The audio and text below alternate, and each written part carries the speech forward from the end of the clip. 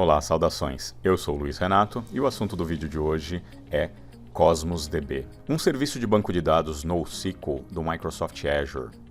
Antes de falar do Cosmos DB, eu vou estabelecer as diferenças entre os bancos de dados SQL e NoSQL. Como podemos ver nessa tabela, os bancos de dados relacionais ou bancos de dados SQL, eles são orientados a linhas, registros, enquanto os NoSQL são orientados a documentos. No SQL nós temos colunas, no NoSQL propriedades. O SQL ele é rígido em termos de esquema, de estrutura, e o NoSQL é mais flexível. Por fim, o SQL é altamente normalizado, ele evita ao máximo repetição de informação, enquanto o NoSQL é tipicamente denormalizado. Vamos pensar numa estrutura de controle de férias de funcionários, por exemplo. Aqui nós teríamos duas tabelas, uma tabela de funcionários e uma tabela de férias, porque um funcionário tira férias em vários períodos diferentes, então é um para muitos.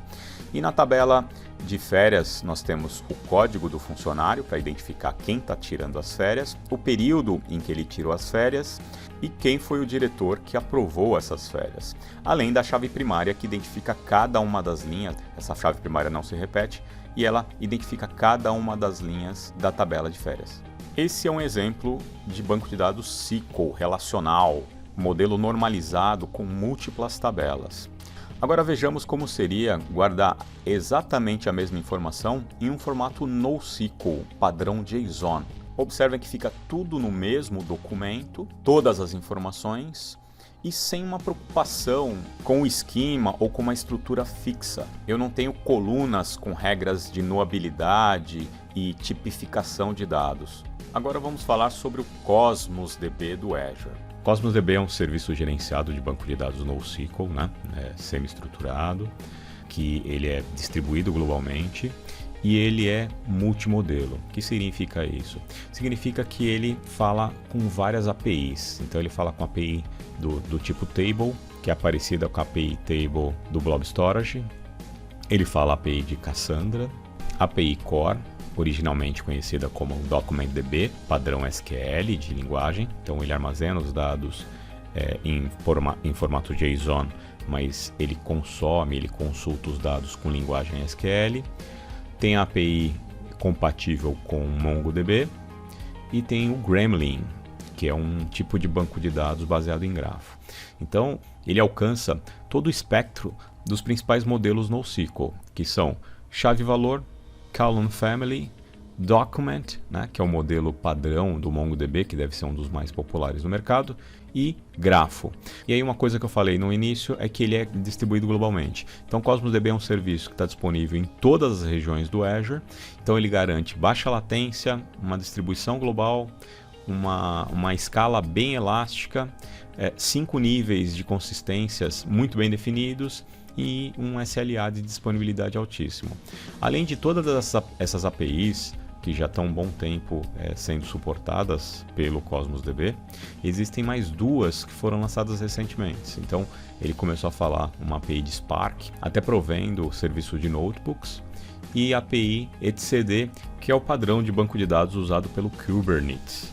Na prática, o que nós temos, se eu provisionar um banco de dados Cosmos DB com API de MongoDB, é um emulador de MongoDB que vai funcionar mesmo com aplicações que já existem e que foram criadas e desenvolvidas e até foram inseridas em produção acessando o MongoDB.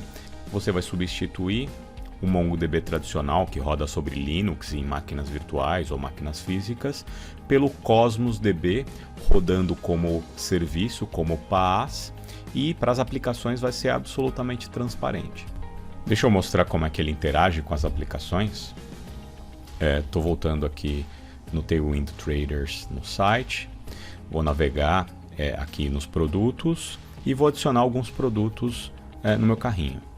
O carrinho, o cesto de compras, ele está vazio ali em cima, Eu entrei nele antes, deixa eu ver aqui, pode ser esse aqui, uma cômoda.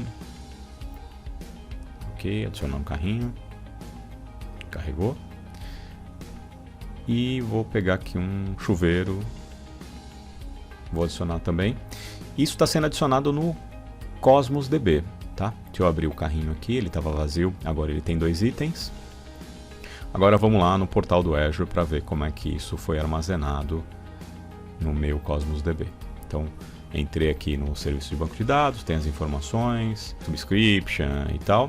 E aqui no Data Explorer eu consigo abrir o meu container e checar os itens. Tá aí, só tem esses 2 itens salvos lá. Então o dado está aqui em formato JSON, com todas as informações do carrinho, né, no produto. E se eu alterar aqui, por exemplo, tem essa aqui a cômoda, né? Tem o preço é $50, eu acho que é muito caro. Então vou lá, vou fazer uma alteração para $10. Isso. Acho que tá bom. Vou salvar aqui. Vamos voltar aqui no carrinho, dar um refresh. F5. Olha lá, agora foi para $10. E aí volta a discussão sobre os mecanismos de segurança, de controle de acesso, de cofre de senhas, de credenciais, que é importante exatamente para você não ser hackeado, você não sofrer um ataque ou ser invadido dessa forma. Enfim, o Cosmos DB é um dos produtos mais populares e mais utilizados da plataforma do Azure, largamente utilizado em construção de aplicativos, principalmente os aplicativos que já nasceram na nuvem, mas a gente tem uma porção também de clientes que fizeram a migração dos seus workloads de MongoDB e de outras plataformas NoSQL para dentro do Cosmos DB pelos benefícios que ele oferece. Por fim, eu gostaria de mostrar como é que funciona a precificação do Cosmos DB. De uma forma geral, os serviços do Azure, todos eles, se você vier aqui no portal e procurar preço, eles têm uma calculadora. Isso ajuda você a simular, a entender qual que é o seu custo, né? Qual que é o custo de cada produto. Então você clica aqui em custos, ele traz um menu para você escolher o serviço. Vamos supor que nós queremos o serviço de armazenamento do Blob Storage, por exemplo. Então, conta de armazenamento.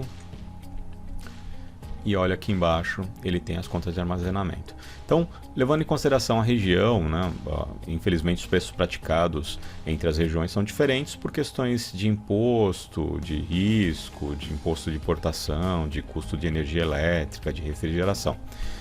O tipo de armazenamento, o nível, né, o level, o tipo de conta de armazenamento, se vai ser redundante ou não, se vai ser um tipo de camada quente, fria ou archive, e o mais importante também, uma previsão de volume, né? Nesse caso é mais ou menos 1 tera aqui, deu mais ou menos $20, tá? Especialmente o Cosmos DB, ele tem uma calculadora básica aqui, mas naquele link que estava no meu slide, ele tem uma calculadora de capacity, uma calculadora um pouco mais sofisticada. Então, nessa calculadora, você escolhe o tipo de API, tá aqui.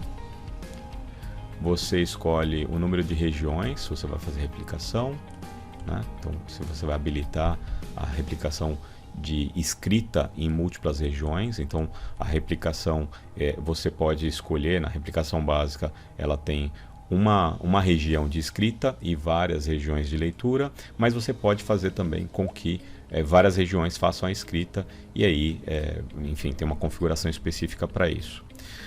O total de dados armazenados, então uma previsão de volume, né, tá em gigas aqui. Depois uma estimativa de tamanho do documento, a quantidade de leituras e quantidade de escritas por segundo. E aí você tem uma composição de preço e você consegue ter uma previsibilidade bem melhor de quanto custaria o seu sistema de dados no Cosmos DB. Simples e eficiente. Deixa eu voltar para o slide aqui. Esse já é o último. É isso aí. Ok, e por aqui encerramos o conteúdo dessa sessão sobre as opções de armazenamento de dados na nuvem. Fiquem à vontade para me procurar nas redes sociais, no YouTube, LinkedIn. E recomendo também que vocês procurem mais informações em microsoft.com/learning, onde nós temos uma série de treinamentos gratuitos, né? Treinamentos técnicos que vocês podem usufruir. Até a próxima. Tchau.